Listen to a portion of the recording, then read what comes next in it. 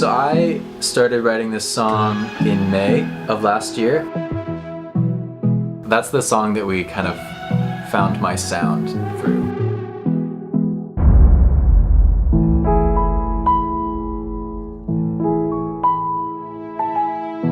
I just had this vague kind of melody idea, like na na na na, ooh. And I just really liked that. There were a couple friends. I had my guitar with me, and eventually we came up with this chord progression. When I started working with Nate, I was like, well, this is like my opportunity to learn more about songwriting, just that's more than just me and the guitar. I think it really kind of formed over that tour. That's the song that we kind of found my sound through.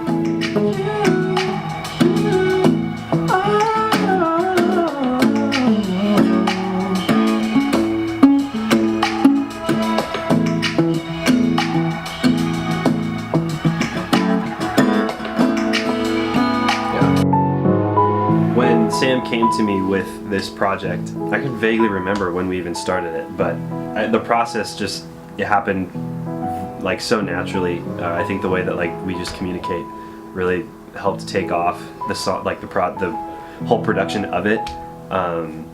As far as production goes, it was, you know, I kind of live in Ableton, and so he would like ask for something, and then we would reference a lot of songs through Spotify, like a lot of our favorite artists, like Chelsea Cutler and Lauv, and for me it was because I have been in so much of the EDM realm, and I wanted to bring something different to that table. But I think like on like the same, you know, on the same token, like Sam really helped establish something new for me that started with this song. Keep on coming back to you. Keep on coming back to you. I don't know what to do. Yeah, the coolest part I think about this song is like the voice stuff, which is actually quite easy. I like took a sample of Sam, and then I literally just had it. I guess if I solo this, and there's like reverb on it that I have on the post effects, and that literally just goes on everywhere, which is I think like kind of like what gives it like such a, that's like the heart of the song, is like this whole like vibe.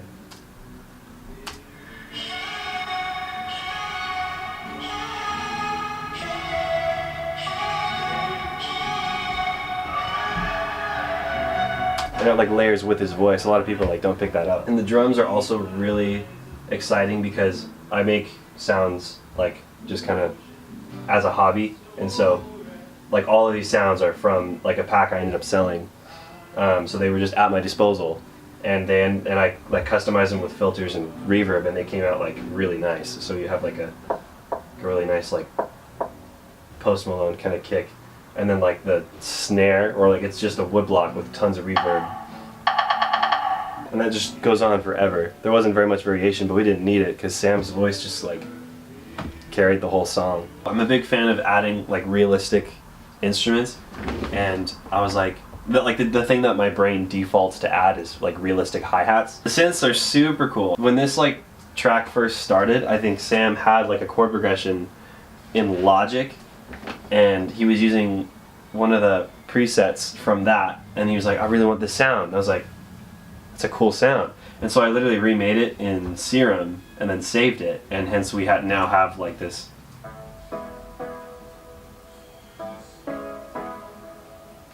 And some people, when I was like talking with some of my producer friends, they were like, did you produce that in Logic Pro? And I was like, no, why? They were like, I know that preset. I was like, guess what?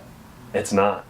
And this like super cool intro like pad fade thing, I also made in Serum. And like when it,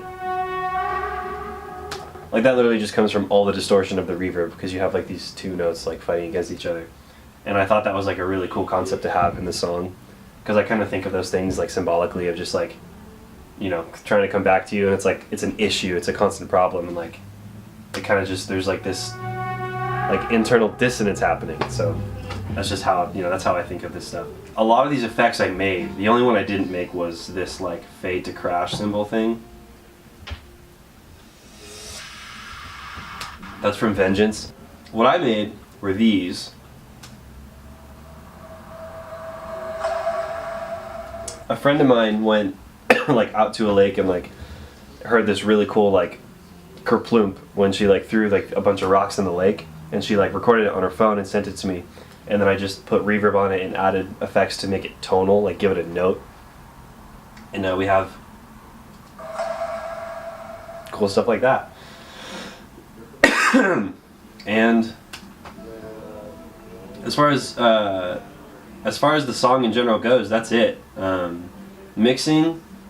mixing's really basic. I tend to mix as I go, and like as you're like building your production ear, it's like you just keep going, compare like A and B. You know, your song is B, song you want to sound like is A, and you just back and forth them until like your levels are similar. I did that for years, and now I don't need it because I've just, you know, you train your ear training. You know, it's like working a muscle, but in your brain, and that's essentially it. It's not the most complex song, but it was really fun to make. Yeah. Anything else? That's great.